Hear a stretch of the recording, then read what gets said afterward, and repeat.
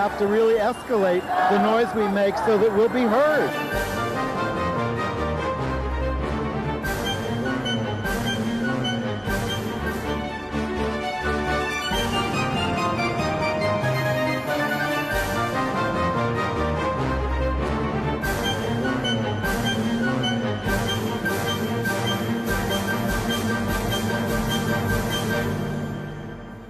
Welcome to Gay USA. I'm Andy Hum. I'm Ann Northrup. And our viewers, Guam has become the first U.S. territory to open marriage to gay and lesbian couples.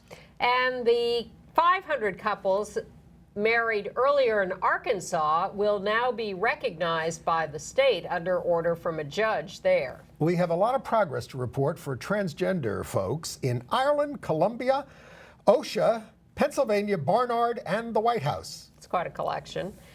We will discuss a collection, an assortment, Andy says, of graham crackers. I would say cracker grams. Oh, you have to stay tuned for that. Yeah.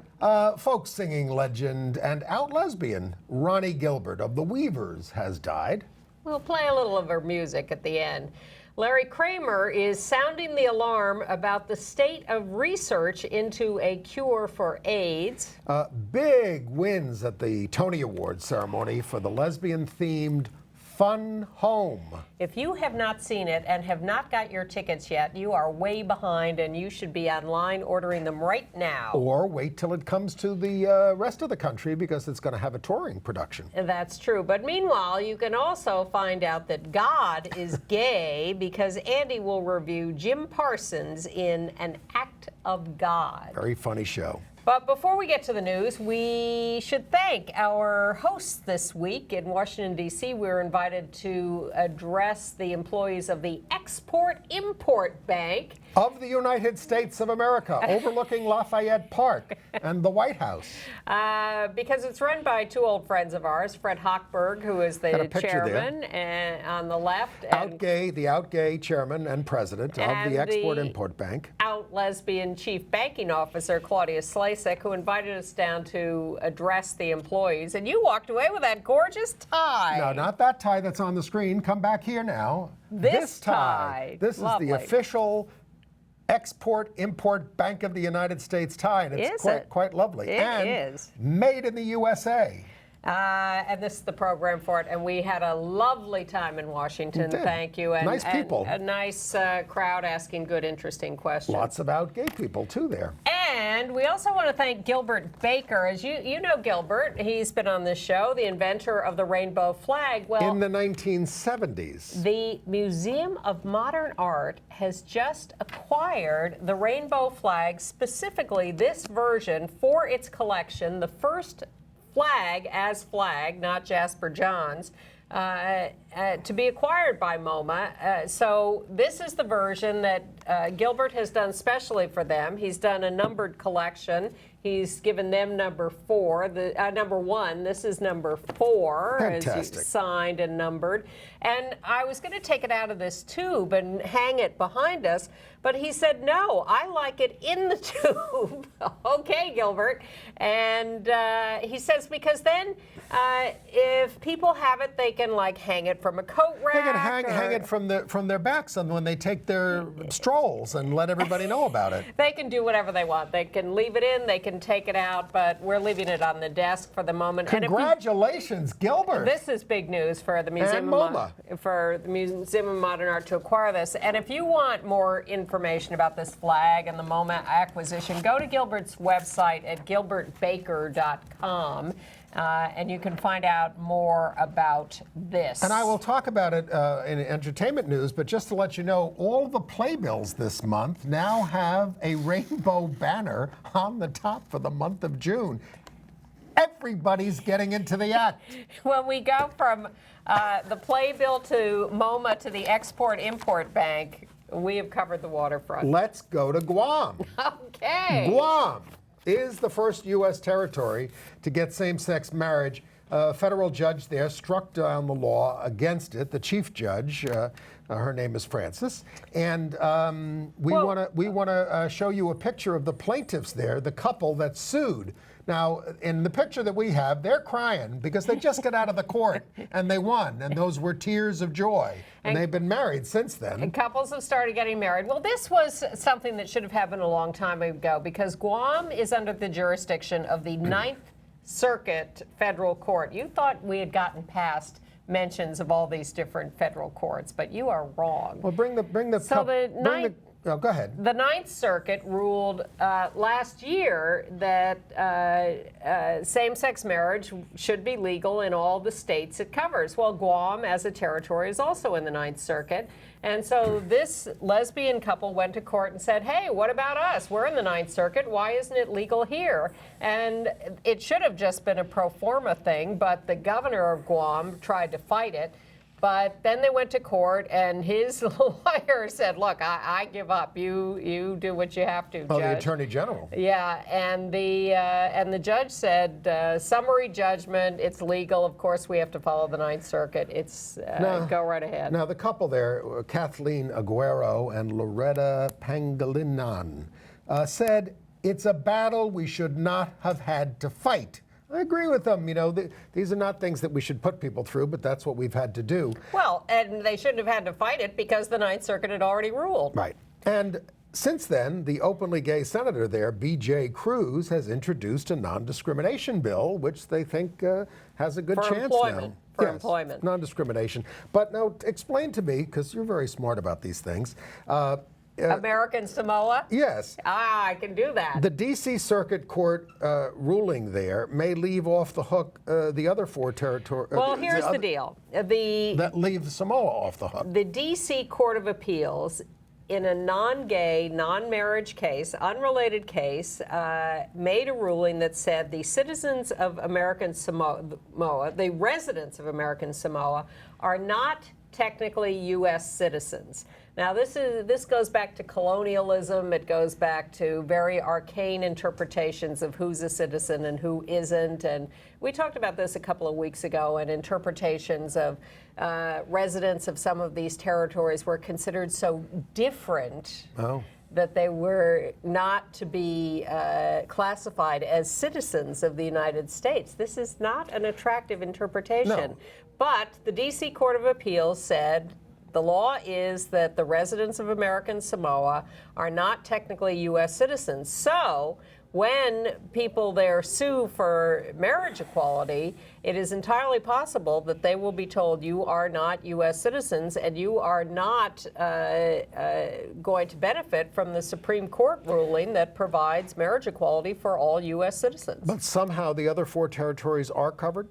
Well, I don't know. Maybe it's different territory by territory. All I know is they get non-voting representatives at the House of Representatives, like the District of Columbia. Yes. And they don't get anybody in the Senate, of course, but they do get delegates to the Democratic and Republican conventions to help nominate the president. In good news from Arkansas this week, where a judge has just ruled that the 500 couples who were married a year ago there, when in the window when a judge had struck down Arkansas's ban on same-sex marriage, but before a stay was instituted on that ruling pending the Supreme Court decision or further appeals. But those 500 couples now must be recognized by the state as legally married. It's only taken a year. All rights and benefits, but could the state still appeal that? Yes, I think so, because it's, the state could go to the Supreme Court, but they're not likely to get anywhere. But the judge... I hope we win that Supreme Court case. The judge said that the denial of recognition to these legally married couples was a shameless disrespect for fundamental fairness and equality. Well, speaking of disrespect, the Republican-dominated U.S. Senate rejected an amendment, 53 to 42. We got 53 votes, but that's not 60 that you need to overcome a filibuster, to grant veteran benefits to same-sex couples in states that don't recognize legal marriages from other states. None of those running for the Republican nomination for president, Rand Paul, Marco Rubio, Ted Cruz, voted for it. Lindsey Graham, more about whom later, did not vote. So this is particularly poignant in the case of these veterans because the military moves you around. So you don't always have a choice of where to live. You can be living in and married legally in New York, say, and then the military moves you to someplace where your marriage is not recognized, and Like boom. Vietnam. Well, not Vietnam. Vietnam's doing okay. But someplace where you're not recognized, and you have very little choice in the matter, and the Senate is not garnering 60 votes to make those benefits portable. But they are in favor of choice in Michigan. The House there passed a bill that said if you run an adoption agency, you have a choice. If you have religious values that are anti-gay, not to let gay people adopt children from your agency. That's outrageous. There are three of these bills that passed, so it's on to the governor, Rick Snyder there, who is anti-gay. Yeah, it passed the Senate this week, too. So now the interesting thing about Governor Snyder, because he is right-wing, but when Indiana was going through its whole mess and said Governor Pence there was under attack and they had to change their religious freedom bill, Governor Snyder of Michigan, Republican, right-wing, said, I would veto a broad religious freedom bill like that. So now he's faced with this adoption bill, and everyone expects him to sign it, even though he has said he would veto a broader bill. So we'll see what happens in Michigan. Well, you know, we're in the same position in New York City with the city council and the governor of New York wanting to give all this money to anti-gay religious schools. You know, it's there's very little respect for the separation of church and state in our country these days. But good news from Alabama, where we had feared that they were going to pass a bill that said Alabama was getting out of the business of licensing marriages or exempting people from having to grant licenses. But the House Judiciary Committee killed that bill in Alabama. So we're okay in Alabama for the moment, awaiting the Supreme Court decision to make marriage fully legal there. And they better do it, because a new CNN poll says now that 2/3 of Americans say gay couples have a constitutional right to marriage, up from 49% in 2010. The opponents now, especially the Republican candidates for president, are saying we need a constitutional amendment against it, but that ship has sailed. Probably, we hope. Oh, yeah. In North Carolina, the legislature there had passed a religious exemptions to doing marriages or issuing licenses, and the governor vetoed it. So the thinking was that the legislature was going to override his veto because they passed the laws with such large majorities. But the House in North Carolina has delayed its vote to override the governor's veto. More good news. We hope not just temporary, but that they back off the way the House Judiciary Committee did in Alabama. And Ohio is one of the states that's at the Supreme Court over the same-sex marriage issue. And the mayor of Dayton, Ohio, Nan Whaley, said that if the Supreme Court opens marriage to gay couples, she will marry couples free every day for a week. She'll work extra hours to do that. But also in Ohio, for you animal lovers, State Senator Jim Hughes is working hard to outlaw bestiality. 11 states and the District of Columbia don't have these bans. What's the gay angle? Some of these laws were lost when they did sodomy repeal in the 60s, when they were doing code reform, and they said, oh, these are antiquated laws, let's get rid of them. Well, they got rid of... How did they get rid of the bestiality laws? They did. They just said, well, these things don't need to be in the books, let's get rid of them. It's not like they, you know, this was the swinging 60s. New York did not get rid of its sodomy law in that period. It took us until 1980. And congratulations to Laura Ricketts, the head of LPAC, the Lesbian Political Action Committee, and famous as part of a very prominent Chicago family, co-owners of the Chicago Cubs. She has married her partner, Brooke Skinner, who works for the Twitter company. Now, Laura Ricketts' brother, Pete Ricketts, is the governor of Nebraska, and he is very anti-same-sex marriage. But he came to the wedding. I don't know. Is that a good thing or a bad thing? I don't know. That's all my marriage news. Yes. Well, hold the presses. Yeah. Focus on the Family hosted that Matthew Vines, this young man who is an evangelical who believes, young gay evangelical, who believes you can make an argument the Scripture supports us. I mean, it's a very, you talk about an anti-gay organization, very anti-gay, for them to let him speak there. An opponent of Vines, Reverend Albert Moeller, the president of the Southern Baptist Theological Seminary, said that the cost, however, of accepting his argument includes the loss of all confidence in the Bible. It's a very significant quote because that's the way these folks see it. If they give in on this gay thing, then the Bible loses its supremacy and they have no religion. This New York Times article that talked about evangelicals trying to wrap their heads around this basically said that what they're trying to do is find a way to sort of exonerate themselves from the label of haters while not backing down an inch on their opposition to homosexuality or same-sex marriage. So I don't see this as a great door opening just because they invited someone in. Well, it's a change. I mean, before they said they had nothing to talk about. I'm not hopeful that Focus on the Family is going to change their position, although any of these churches are. I mean, the Pope tries to sound nice and also doesn't change anything. Well, and along the same lines, and sticking to the religion area, Franklin Graham, son of the Reverend Billy Graham, who Franklin has been extremely anti-gay for many years. Billy needs to take him into the woodshed. Billy's not our friend either. I know, but he was sort of like didn't want to talk about it as much as this guy. Oh, wow. Well, thanks. Anne, part of the progress we've made, I mean, you think you've changed all the racists out there because they don't openly say these things anymore? No. But I think many of them do say these things openly still.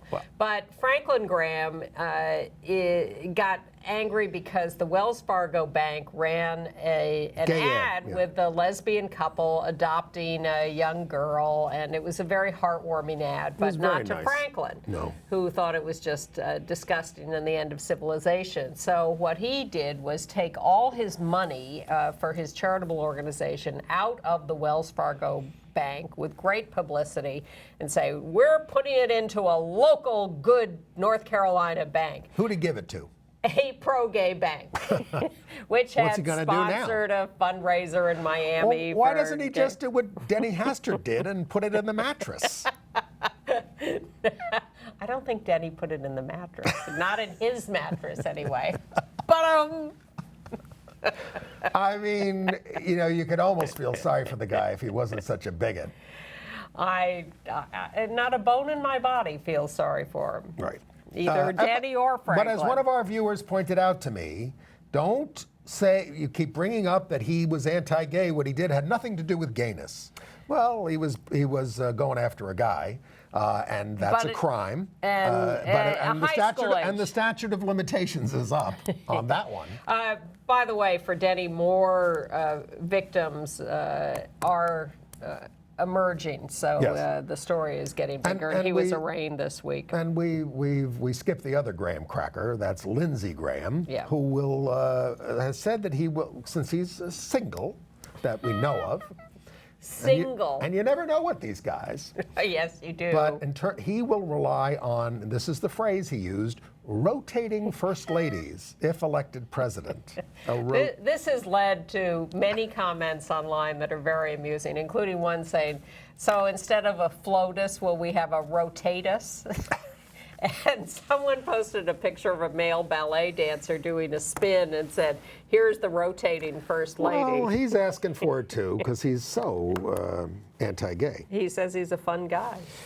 I mean, he's actually not the most extreme among the Republican candidates on that score. He just wants to have a war with everyone. He is an extreme closet case who has a very complete anti-gay voting record and is a warmonger. Given the fact that they're all anti-gay, I make gradations of them, you see. Well, people have been saying, what is Lindsey Graham doing? Why is he even announcing for president? He doesn't stand a chance in the world. What is this all about? Jimmy Carter was elected president. Oh, please. We The had answer. a black guy won in 2008. You never thought that would happen. It's not even amusing. No, I'm not trying to be amusing. I'm just saying, if the country's in a bad mood and someone Lindsey sneaks Graham, through that you think is ridiculous, there are a lot of people who are ridiculous. somebody's got to get the nomination, and somebody might win. That's what I'm trying to say. There are many ridiculous people ahead of Lindsey Graham in line. Okay. But my point is that rather than just dismiss Lindsey Graham as a fool and a court jester, know that the reason he is running for president is so that when a Republican is elected, if such should come to pass, he can be on the short list for Secretary of Defense or National Security Advisor or something else equally scary. To wage endless war. Anyway. Speaking of war, let's talk about all the transgender developments, and one of them is in the Army. We have the first active duty U.S. Army officer, who is out transgender. Out transgender, and the Air Force has ended transgender discrimination to a point. Well, what they've done is say that transgender identity alone is not a basis for involuntary separation, otherwise known as firing. It requires bad conduct or something medically about you that makes you unfit to serve, and so that is a huge leap forward. And what they did is what the Army has done, which is to bump up the authority to separate someone from the service to a higher authority, so it has to go up the chain farther. And the American Medical Association is trying to take away that excuse by saying, by challenging the ban on transgender troops, saying there is no medical basis for doing so.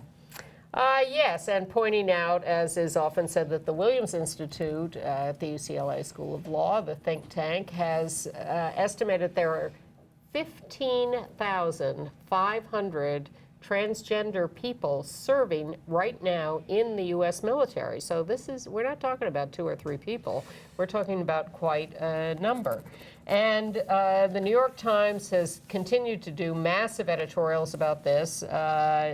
Democratic presidential candidates Lincoln Chafee and Senator Bernie Sanders have asked the Department of Defense to let transgender people serve openly. And the New York Times has a very interesting documentary on its website, and you're providing the link on our show note this week. Yes, if you sign up for our weekly emails, you'll get notices of program changes and links to videos that we don't have the time to show on the air. And this is about a 15 or 20-minute video called Transgender at War and in Love, and it has a transgender couple. One is a transgender man, one is a transgender woman, and they are in the military, and their story is absolutely fascinating, and they are quite forthright about telling their story, and that's on the New York Times website, and Andy will give you the link. And Ashton Carter, who was the Secretary of Defense, did follow through and add sexual orientation, as we reported, to the non-discrimination policy, but it does not cover transgenders.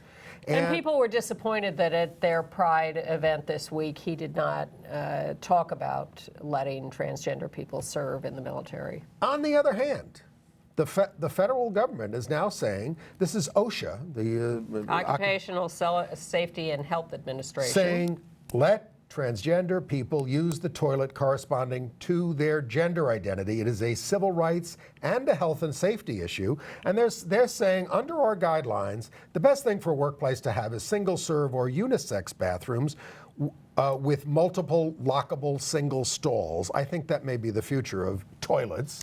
Yeah, these are OSHA issues safety guidelines, health guidelines for businesses everywhere, and these are their guidelines on how to treat transgender employees. And the EEOC filed a case against a check printing company in Minnesota who barred a trans woman from the women's room and was also made fun of by coworkers. It's the first case from the EEOC versus a private employer on behalf of a trans woman. And the ACLU has asked the Department of Justice to pursue sexual orientation discrimination as Title VII sex discrimination, as they have said they are doing with transgender people too. So we may not need this comprehensive LGBT rights law if we can Don't say that. If we can get an interpretation that says it is sex discrimination. Yes, from but everybody. Absolutely, and certainly we want that, but I think we do need a comprehensive law that states that affirmatively so that it's not about continuing to go into court to have to prove it case by case. You want a national non-discrimination law. That's why I want a national decision. That's maybe a Supreme Court decision that says that it is sex discrimination. That'd be nice too, but save us all a lot of trouble. An actual law would be nice, and we are expecting, perhaps by the end of this month, to see Senator Merkley of Oregon and Representative David Cicilline of Rhode Island in the House introduce a comprehensive civil rights bill for LGBT non-discrimination in housing, employment, public accommodations, credit, federal programs. Without exemptions that go beyond what every other category covered under the law has. Yeah. We want the same thing as everybody else. Yeah. And in other transgender news, the backlash against Caitlyn Jenner, of course, is in the air. Her series about her transformation transition is starting on E! Entertainment Network on July 26th, a series called I Am Kate. There was an op-ed column in the Pittsburgh Post-Gazette saying she's still a mister. Neil Cavuto on Fox is saying, Rome, final days, but that's fine. He's a pig. Pranksters put up a petition on change.org asking for a revocation of Bruce Jenner's decathlon medal. Well, Ridiculous. Caitlin, you can go to Barnard if you like. They are the last of the seven sisters to begin accepting transgender women. Yes. And in Reno, Nevada, they will cover health care for transgender city employees, transition-related care, and beyond. In Seattle, the People's Bank, which is a major bank in Seattle, refused a transgender woman customers access to her account on the phone. She called up and wanted some account information, and the phone operator interpreted her voice as male and refused her access to the account. Now, she answered all the security questions. She said, I'll come in and show you my driver's license, whatever. And the operator not whatever, but my driver's license. And the operator was just having none of it. Told her she wasn't a woman. Big brouhaha there. We've got to get Seattle. Shannon Minter on this case from the National Center for Lesbian Rights, who is a trans man. The White House just appointed him to the President's Commission on White House Fellowships. Congratulations. Yeah, Shannon's great. All right. In Congress, a bunch of members, mostly progressive ones, are urging the president to extend his executive order on non-discrimination on contractors to those who do businesses abroad, grantees. And they also noted that it doesn't prohibit contractors from engaging in marketplace discrimination. The National Centers for Anti-Violence have come out with their annual hate violence report, this one covering last year, 2014. They say, in general, complaints of violence are down. Now, wait a minute, that's significant. Overall complaints of violence have decreased. Yes, but this is what I'm about to say is this is a small snapshot because they are not covering the whole country. What they do is they survey anti-violence projects, but they're in less than 20 locations around the country. They're not all states. But we have consistent statistics from those places, and that's Murders, good. However, are up 11%, mostly people of color, mostly transgender. They also note that the police continue to often be dismissive or actually violent against complainers. But you can take a look at the whole report and all its detail by going to ncavp.org for the 2014 violence report, ncavp.org. Right. Okay. In New Jersey, the conversion therapy fraud trial is underway against this group called Jonah, which is a Jewish group that does this. Maggie Gallagher, who is now of the Freedom of Conscience Defense Fund is defending them. She sounds like us. She changes her organization and title whenever convenient.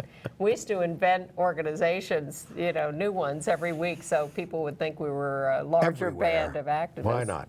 Why not? Gay and Lesbian Americans was my favorite. That was me and Michael Petrello. Well, yeah, but that was actually a group. I went to some of those meetings. Well, it ended up being me. Yeah, but they started having 300 people at those meetings. That was the new effort to do Rarely. grassroots activism. Yeah. Ray Drees, and Yeah. it lasted for a while. A little I while. wish it was still going on. We got a National Press Club press conference out of it on C-SPAN. Hey, in Minnesota, I don't know what they're going to, kind of an organization they're going to form to defend themselves against this, but Ramsey County prosecutors have brought criminal charges against the Catholic Archdiocese of St. Paul and Minneapolis as an entity for mishandling repeated complaints of sex abuse by priests. It stems from charges by 3 underage boys in 2008 and 10 versus the Reverend Curtis Waymeyer. Gave them alcohol, drugs, and sexually assaulted them. He's now in prison, but this was recent. Come on, they're not with the program. And the concerns about him went back to the 1990s in the seminary. But anyway. In the same general realm, the Duggars are still in the news and did a series of interviews with Megyn Kelly on Fox News last week that I watched. I watched the news on it anyway. Yeah. Well, I watched the whole, first the parents and then the two of the girls who had been molested by Did you have to Josh. take a shower afterwards? It was a little creepy, but there were some interesting nuances. The parents were challenged on the idea that they were perhaps hypocritical in condemning the theoretical possibility that transgender people could molest, were child predators and could go into bathrooms and molest kids. And they were asked, excuse me, you have a son who was... Who's in the bathroom right now? Who was molesting your daughters.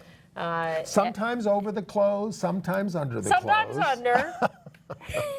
While they were asleep. It's not a joke. It's not like they knew it was happening. But the girls seem more upset that this is getting any publicity, of course, than they are about the abuse. As a young woman. Which is horrible. Yes, you Yeah, it is wouldn't horrible. want your, I can see them not wanting this made public, and the parents are going on, and they've become great crusaders for the privacy of these records. But not of transgender people. No, they are not backing down because transgender people are adult predators, and Josh was a child at 14. I thought the kids might have been like 3 or something that he was touching. No, they were 10. He was going to, and the babysitter evidently. But if this was a time limited thing and he stopped and he moved on and whatever. Don't they know that gay is okay? We're talking about McKinney, Texas here. 2 middle school kids were sent home for wearing gay is okay t-shirts. They were told they were disruptive and distractive. Yeah, that's the word they used. Who's getting distracted? The kids were fine with it. Everybody was fine. Everybody was congratulating them. But the adults got upset. Yes. Well, this all started because the student in the school had come out. This was, as you say, a middle school in Texas, and had been bullied. And I don't even know if it was a boy or a girl, but that student's friends came to school with these T-shirts saying "gay okay," and all hell broke loose. All hell broke loose. In California, you think people think the revolution has been won, and once we get the marriage decision, it's all over. In California, every year there are more and more and more LGBT civil rights bills being advanced. They've got it strongly Democratic in both houses of the legislature, and a progressive governor in Jerry Brown. And they keep advancing details here and there. We can't get anything passed in New York. Including a gender identity and expression non-discrimination bill. Or a ban on conversion therapy, both pending before the Republican Senate. And although I talked to the Pride Agenda, and they don't seem to be moving. Of course, I also asked the Pride Agenda, are you opposing the governor's giveaway to the religious anti-gay schools that he wants? We're reviewing it. Well, the session's over in a few days. That's a pretty pathetic response on their part. Yes. On the other hand, how about that Ingrid Nilsson? She is the YouTube beauty guru, 26, and she has come out publicly on YouTube to 3.3 million followers. And you say 2 million people have already seen it. And she says, I'm not going to apologize for who I am anymore. That was her statement. It's really quite moving. This is becoming an epidemic. It's more in entertainment news. It's quite moving. It was quite moving to watch. All right, a few other notes. We've been following the blow up of the career of Ian Reasoner after hosting a dinner for Ted Cruz. Well, me and my pals at Queer Nation did a little action last weekend. Hiring a plane to fly a banner over the beach at Fire Island to say, boycott high and low T, fight for full LGBT rights. What is high and low T, for the benefit of people who've never been to Fire Island?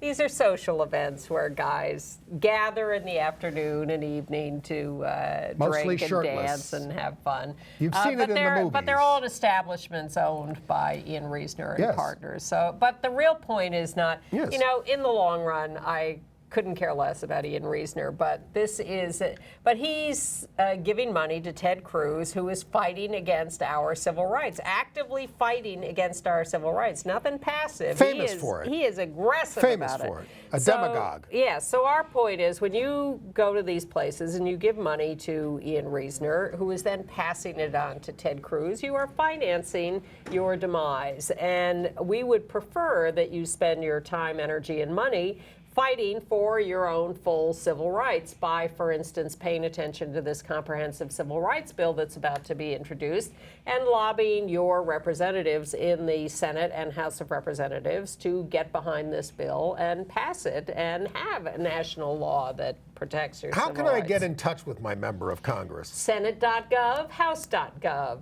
You put in your zip code and they will tell you who your representatives are. And they give you the numbers. Sometimes they have a general number down there you can call, and they will take your comments, and calls mean a lot to them. Also, if you go to their local district offices, that impresses them. So are we going to talk about the report on HRC?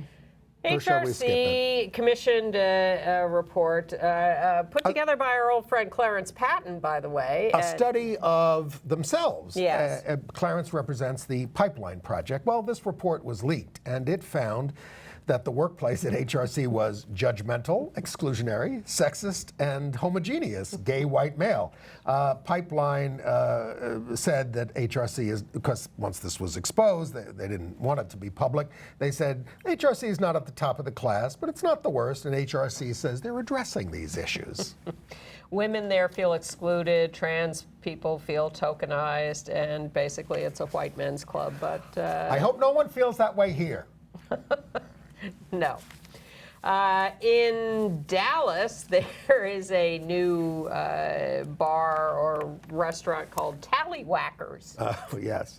These are like, this is like Hooters with guys, right? Yes, waiters in short shorts in the gay neighborhood if you're in Dallas.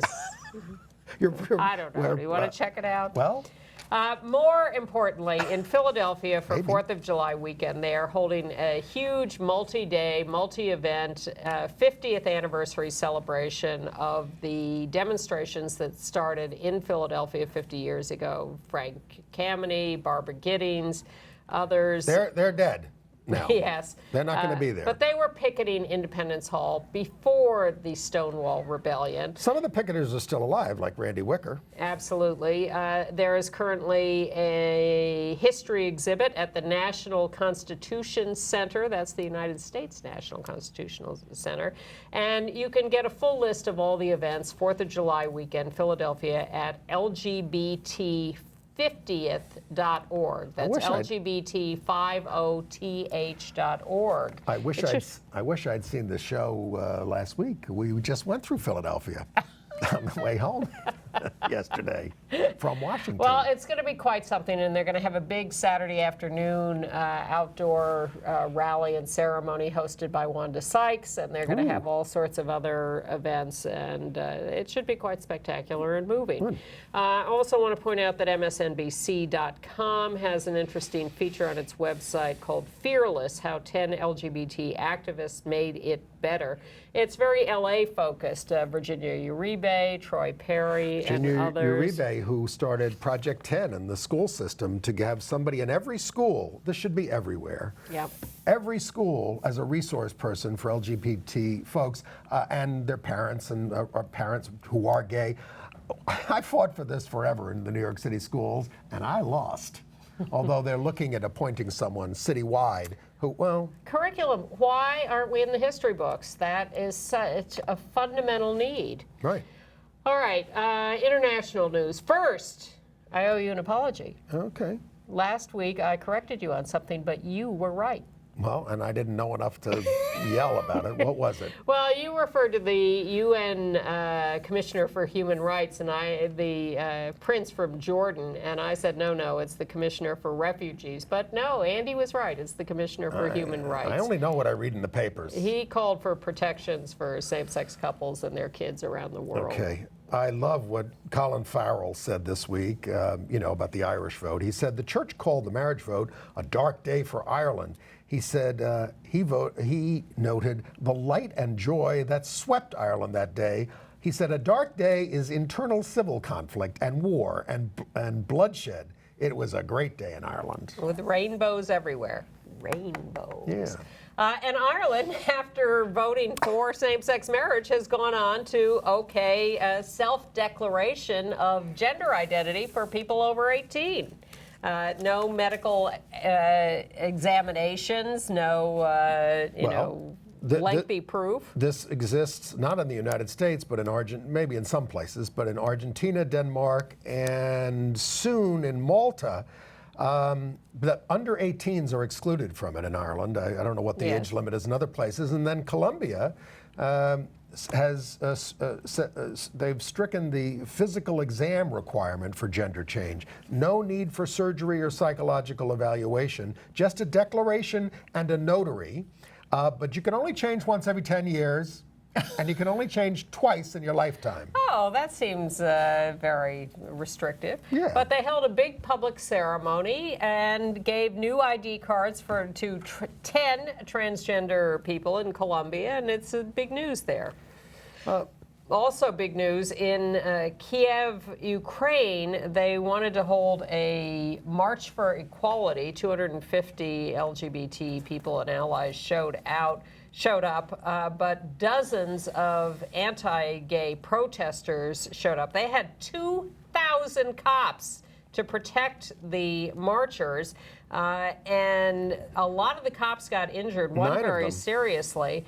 The LGBT community is raising money to help the injured cops. Masha Gessen, our friend and longtime lesbian Russian activist, wrote very movingly about all this in the New Yorker. If you go on their website, you can find that. Well, the protesters were throwing flares at us over there. With metal embedded shrapnel. in them. One of the cops was injured with shrapnel. The cops arrested a couple dozen of these anti-gay protesters, but it was a really, really bad scene. All right. Well, here are a couple of cases from over in the United Kingdom that were probably dicey and a little controversial for people. But a woman who worked at a Christian nursery. No, she was a Christian at a nursery school, and she was fired for saying in a conversation that somebody brought up, a coworker brought up, that being gay is a sin. Came up in the conversation, and she was fired. She was found not to be guilty of harassing the person, and she was reinstated if she wants to be. You know, if somebody's going to start a conversation, you've got certain free speech rights, and as long as you don't do it to harass the person, you're entitled to your view. First of all, it's Britain, so I don't know what the free speech rights are there, but the free speech rights here are often misinterpreted, as you know, and you are protected from the government interfering with your free speech, not with private companies interfering with your free speech. But The issue was she guilty of harassment? Yes, or perhaps doing her job in a way that it was discriminatory. I have some views that you might find offensive, but if you ask me about them, you can't fire me for it. In Northern Ireland, those bakers who were fined, they were fined for not writing on a cake, support same-sex marriage with a picture of Bert and Ernie. They've gotten support from Patrick Stewart, who said it was not because they were a gay couple.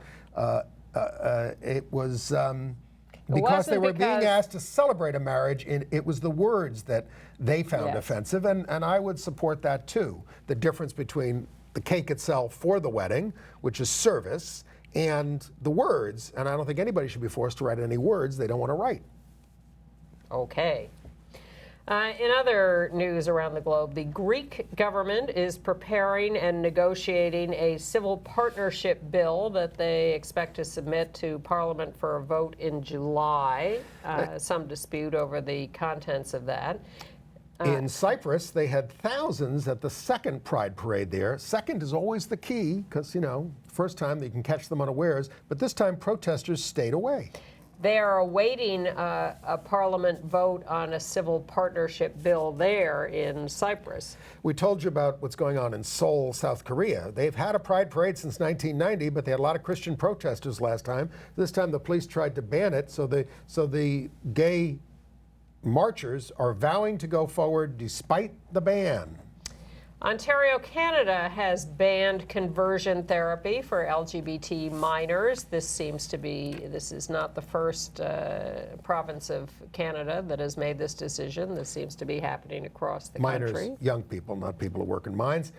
In Mexico, they've been making a lot of progress on same-sex marriage slowly, district by district, but the High Court ruled this week that the Constitution requires same-sex marriage. So advances should no longer require the intervention of the High Court. It's up to the lower courts to just enforce this and make it happen. Or local states. And a couple of states this week have gone ahead and announced that same-sex couples can get married in their states in Mexico. In Morocco, bad stuff. 2 men who kissed have been arrested. They have arrested and expelled a Spanish feminist demonstrating for gay rights and a French woman.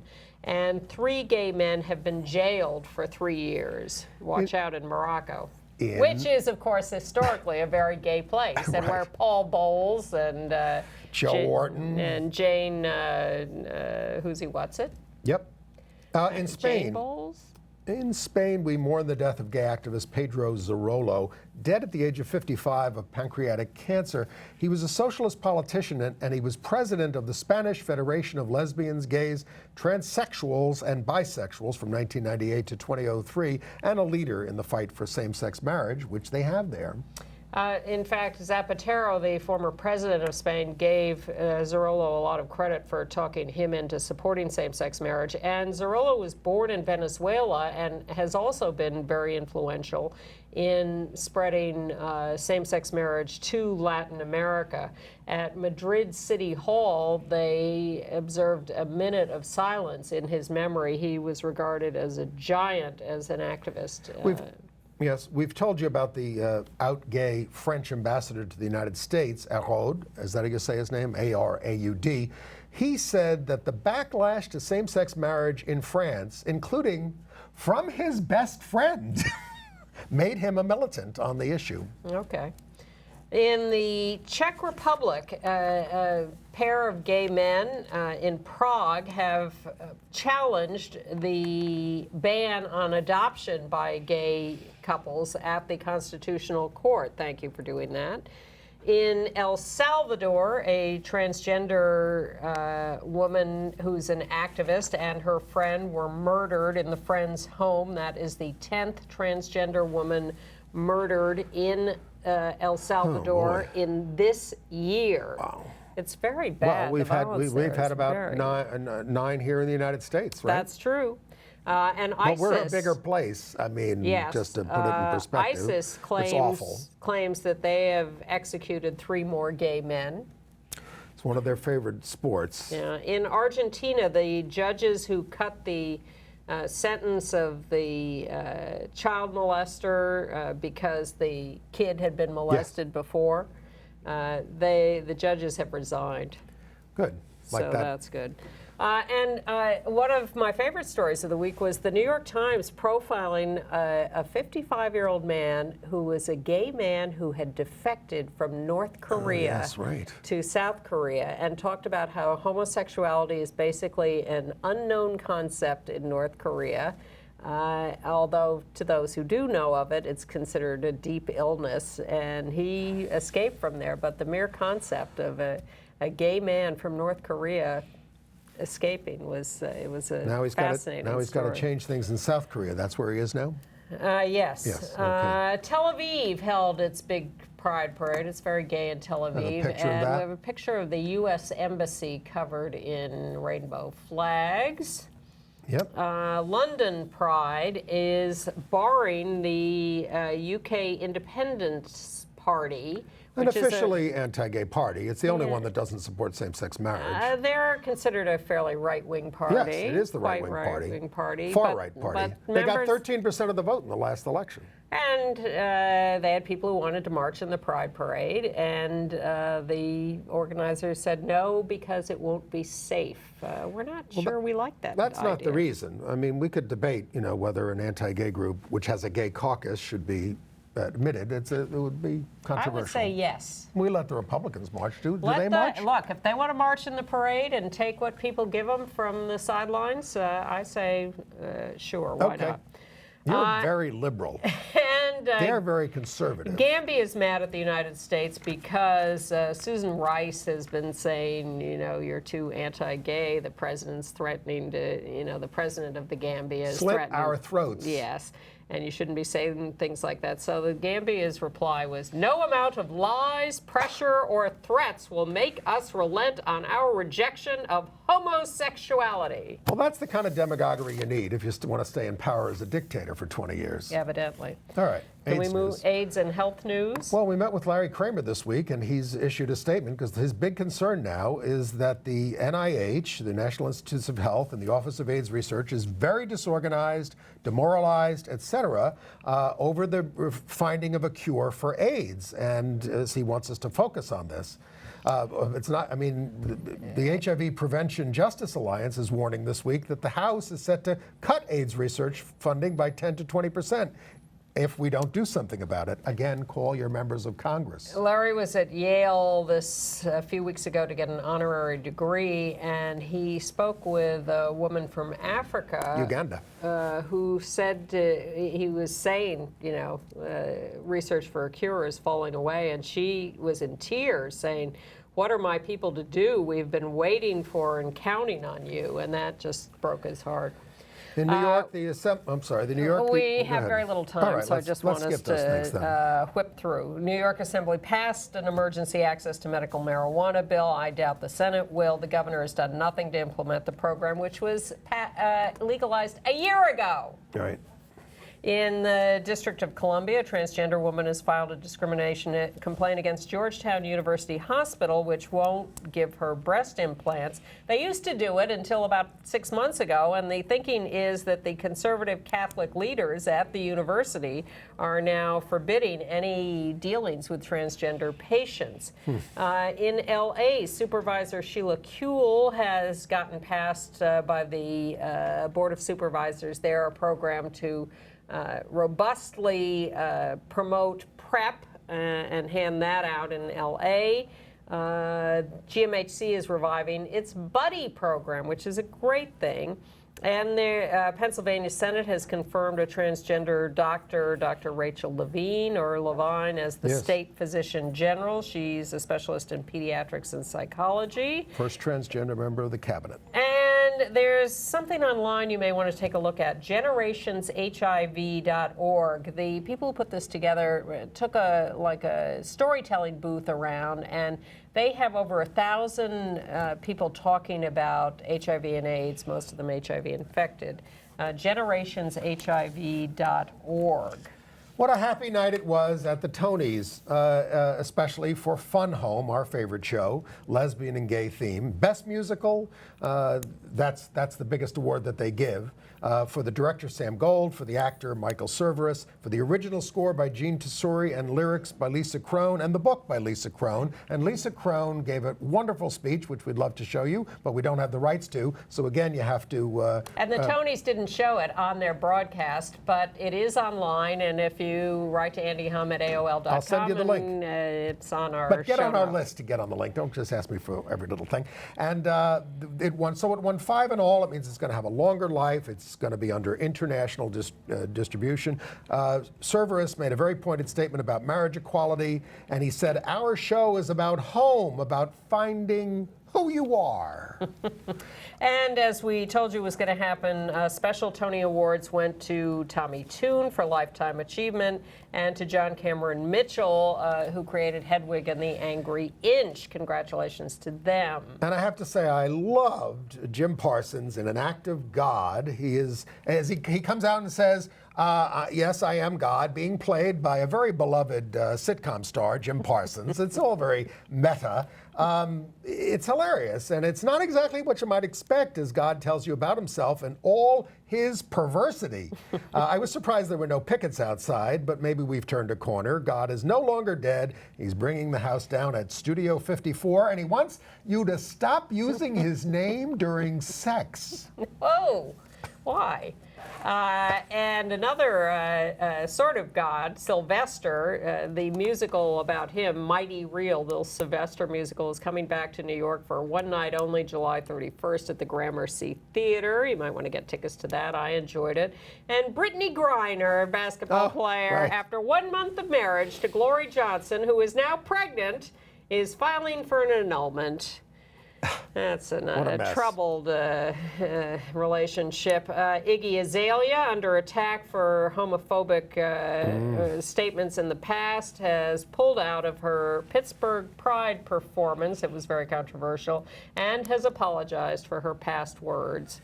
The Real Housewives of New York are talking about doing threesomes. You might want to start following that. There's a new book out about Whitney Houston that talks about her lesbian past, called Whitney and Bobby Christina, The Deadly Price of Fame. Elko Pride, Elko, Nevada, this Saturday. And Ronnie Gilbert. The great Ronnie Gilbert. She was a singer. She was with the Weavers, with Pete Seeger and company. A singer, an actress, a therapist, and an activist. She was also a survivor of the McCarthy witch hunt. She had a life committed to progressive social justice, especially through her music. And she said she was a teenager. She was inspired to be a singer because of Paul Robeson. She heard Paul Robeson sing. Wow. She was an out lesbian. She had been married to a man. She ended up with a female partner, Donna Coronis. Who had been her manager and business partner for many years. When Gavin Newsom was doing those rogue marriages in San Francisco at City Hall, they were one of the couples that got married, although those marriages were later annulled. And she collaborated with Holly Near, famously. She did, and she performed at the Michigan Women's Music Festival. And we have a few moments of Goodnight Irene from her. And Judy Collins.